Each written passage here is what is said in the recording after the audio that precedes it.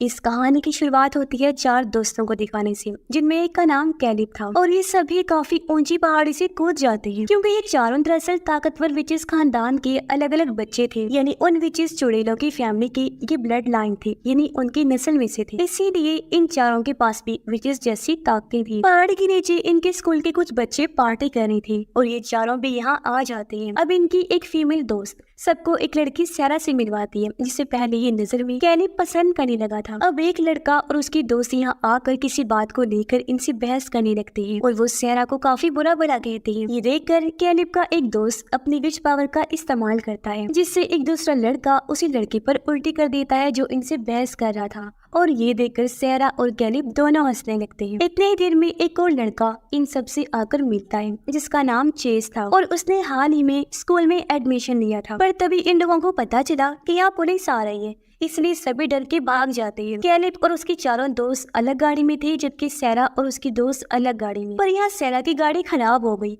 इसलिए वो कैलिब से मदद मांगती है। पर इनका एक दोस्त जो सबसे गुस्से वाला था और बार बार अपनी पावर्स को, ताकतों को इस्तेमाल करता रहता था, वो यहाँ भी करता है। इसकी मदद से उसने सैरा की गाड़ी को ठीक कर दिया था। इतने ही देर में पुलिस इन चारों दोस्तों की गाड़ी को देख लेती है, इसलिए वो तेजी से अपनी गाड़ी भगाने लगती है। कुछ दूर जाने पर वो गाड़ी खाई में गिरा लेती है, जो देखकर पुलिस की होश उड़ जाती है। लेकिन अगले ही पल वो पुलिस के पीछे दोबारा अपनी गाड़ी ले आए, फिर पुलिस की नजरों के सामने ही वहाँ से भाग जाती है। जाहिर है ये चीज भी उन्होंने अपनी ताकतों से की। अब सैरा और उसकी दोस्त हॉस्टल में आ जाती हैं, जबकि बाकी सब और कैलिब भी अपने अपने घर आ जाते हैं। कैलिब की मॉम उसके लिए काफी परेशान हो रही, क्योंकि सभी विचेस और उनके बच्चों को ताकतें 13 साल की उम्र में ही मिल जाती हैं। फिर 18 साल की उम्र में उनका असेंडेंट हो जाता है, यानी उनकी ताकतों का ग्रो, जिससे उनकी पावर्स और ज्यादा बढ़ जाती हैं। और जैसे जैसे विचेस अपनी ताकतों को इस्तेमाल करेंगे, वैसे उनकी उम्र कम होती जाएगी, यानी वो बूढ़े होने लगेंगे। छोटी ही उम्र में काफी बड़े लगेंगे। यही वजह है कि कैलिब की मॉम उसे लेकर परेशान थी, क्योंकि जब कैलिब के डैड की पावर्स ग्रो हुई थी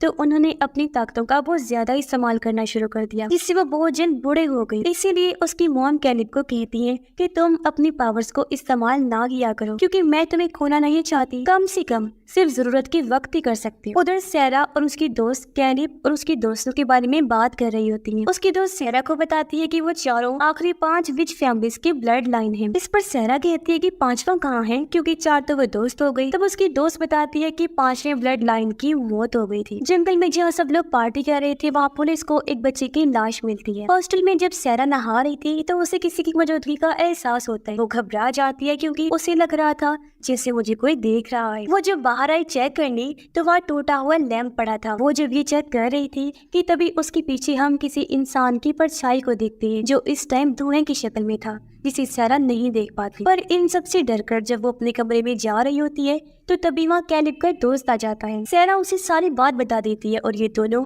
वॉशरूम को चेक करने जाते हैं, पर वहाँ अब कोई भी नहीं होता। अब जिस बच्चे की मौत हुई थी उसकी खबर अखबार में भी छपी हुई थी। कैलिब जब गाड़ी से जा रहा था तो इस बारे में कॉल पर अपने दोस्त से बात कर रहा होता है। उनका शक अपने उसी दोस्त पर गया, जिससे सबसे ज्यादा गुस्सा आता था। और तो और वो अपनी ताकतों को इस्तेमाल भी सबसे ज्यादा किया करता था। साथ ही उसे कैलिब से चिढ़ भी थी, क्योंकि पावर्स का ग्रोथ सबसे पहले कैलिब का ही होना था। वो बातें कर ही रहे थे कि तभी कैलिब की साथ वाली सीट पर उसी बच्चे का भूत आकर बैठ जाता है, जो अचानक ड्रोना सा बनकर उसे डरा देता है। इससे कैलिब का ध्यान भटक गया और उसकी गाड़ी एक ट्रक से जा टकराती है। एक काफी बुरा एक्सीडेंट हुआ, जिसमें गाड़ी के टुकड़े टुकड़े हो जाते हैं। खुद कैलिब भी बिखर गया, लेकिन तभी वो अपनी ताकतों से खुद को और गाड़ी को फिर से जोड़ देता है। इस बारे में वो अपने दोस्त को भी बताता है, तो वो लोग इस बात पर काफी परेशान हो जाते हैं कि आखिर इस बच्चे के भूत को उनके पास किसने भेजा होगा। अब कैलिब जब दवाइयाँ खरीद रहा था तो तभी यहाँ सैरा की दोस्त आकर उसे पार्टी में जाने का पूछती है। नया लड़का चेस तो राजी हो गया, लेकिन कैलिब ये कहकर मना कर देता है कि मुझे कुछ जरूरी काम है, मैं नहीं आ सकता। तब सैरा उसे कहती है कि आ जाओ तुम भी, काम करने में मैं तुम्हारी मदद कर दूंगी। इस पर कैलिब मान गया और वो सैरा को लेकर एक पुराने घर के पास आया। वो सैरा को गाड़ी में ही बिठाकर घर के अंदर जाता है, जहाँ प्रीस्ट रह रहा था। कैलिब प्रीस्ट को दवाइयाँ देता है और यहाँ हम कुर्सी पर एक इंसान के हाथों को भी देखते हैं, जो काफी बूढ़े इंसान के हाथ लग रहे थे। कैलिब के वापिस आने पर वो लोग उसी क्लब में जाते हैं जहाँ यहाँ पार्टी हो रही और यहाँ उनके बाकी दोस्त भी इंजॉय कर रहे होते हैं। तभी सारा और कैलिब भी डांस करने लगी और खूब इंजॉय करती हैं। पर उनकी उसी गुस्से वाले दोस्त की एक ग्रुप से लड़ाई हो जाती है। असल में कैलिब का वो दोस्त अपनी ताकतों की मदद से उनसे शर्त जीत गया था और वो ग्रुप उसे पैसे देने से इनकार कर रही थी। कैलिब यहाँ आकर उनकी लड़ाई खत्म करने की कोशिश करता है, लेकिन उसका वो दोस्त अपनी ताकतों से उसी पर हमला कर देता है। इससे कैलिब को गुस्सा आ गया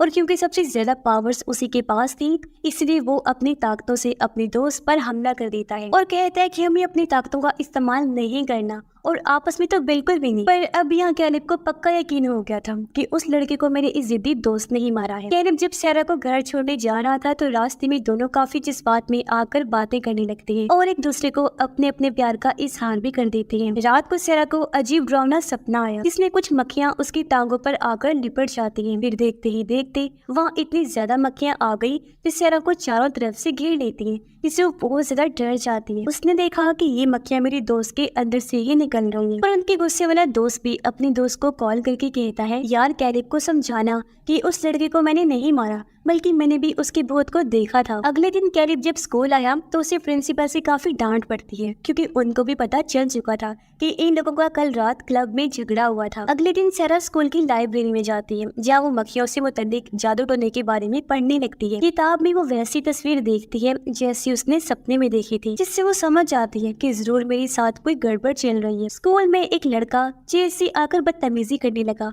उसने चेज को पकड़ लिया था, लेकिन चेज बड़ी आसानी से खुद को छुड़वा कर उसे पकड़ लेता है, फिर उसे नीचे करके वहाँ से भगा देता है। ये चीज कैलिब ने भी देख ली थी, जिससे वो काफी हैरान होता है। इसी रात कैलिब जब सोने की कोशिश कर रहा था तो उस बच्चे का भूत फिर से आकर उसे डरा देता है। फिर अगले दिन उसकी मुलाकात फिर से चेज से हुई। ये स्कूल के स्विमिंग पूल में आकर यहाँ तैरने का मुकाबला करते हैं। कैलिब जीतने वाला था, लेकिन एन वक्त पर चेज कुछ ऐसा करता है जिससे उसकी आंखों का रंग भी बदल गया। ऐसा होते ही कैलिब पुल के नीचे किसी चीज से टकरा गया, जिससे वो बेहोश हो जाता है और इस तरह वो हार गया जबकि चेज जीत जाता है। कैलिब को जब होश आई तो वो अपने दोस्तों को समझाने की कोशिश करता है कि चेज ने मुझे जादू से हराया है क्योंकि मैंने उसकी आंखों का रंग बदलते हुए देखा था। पर उसके दोस्त कैलिब की बातों का यकीन नहीं करते क्योंकि उनका मानना था कि चेज के पास कोई पावर्स नहीं और वो कैलिब को हार मानने का कहते हैं। अगले दिन क्लास खत्म होने के बाद प्रिंसिपल भी चेज को अपने ऑफिस बुलाते हैं और उसी बच्चे की मौत के बारे में पूछते हैं। प्रिंसिपल का शक चेज पर था क्योंकि उस बच्चे की गाड़ी के पीछे से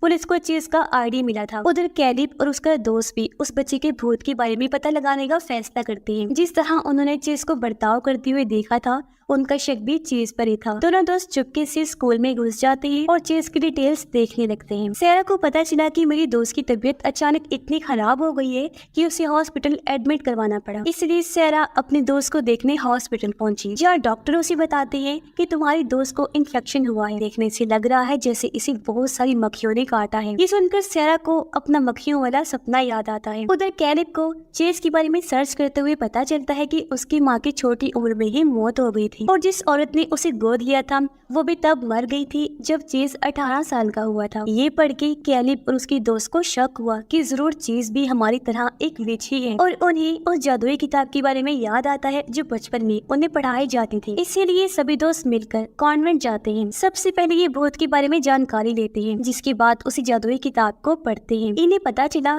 कि हाँ सच में चेज भी एक विच ही है और वो उसी 5वीं विच खानदान का ब्लड लाइन है जिसे वो लोग मरा हुआ समझ रहे थे। ये जानकर अब कैलिब अपने उसी गुस्से वाले दोस्त से पूछता है, अच्छा अब ये बात सच बताओ कि उस बच्चे को तुमने ही मारा था? इस पर कैलिब का दोस्त कहता है, यार मैं कसम खाता हूँ कि मैंने उसे नहीं मारा, उल्टा उसका भूत तो मुझे भी नजर आया था, मुझे आकर उसने परेशान किया था। ये सुनकर अब उन दोस्तों को यकीन हो गया था कि इसका मतलब है इस सब के पीछे उस चेज का हाथ है और अब तक इनके साथ जो कुछ भी उल्टा सीधा होता आ रहा था वो सब चेज का ही किया धरा था। सारा अपनी दोस्त की ऐसी हालत के बारे में कैलिब और उसके दोस्तों को बताती है। अब सारा की वो दोस्त कैलिब की एक दोस्त की बेस्ट फ्रेंड थी और अपनी दोस्त की ऐसी हालत के बारे में सुनकर उससे रहा नहीं गया और वो फौरन अपनी बाइक लेकर निकल जाता है। पर रास्ते में ही कैलिब की दोस्त का सामना हो जाता है चेज से, जो अपनी ताकतों से उसकी बाइक को तोड़कर चकनाचूर कर देता है। पता चलता है कि चेज सबसे ज्यादा पावरफुल है क्योंकि वो शुरू से ही अपनी ताकतों को कंट्रोल करता आया है। यहाँ कैलिब का दोस्त उससे कहता है कि मेरी दोस्त को कोई नुकसान नहीं पहुँचाना। इस पर चेज कहता है कि हाँ शायद ना पहुँचाऊं क्योंकि तुम्हारी दोस्त और सारा तो बस एक जरिया था तुम तीनों तक पहुँचने का। अब चेज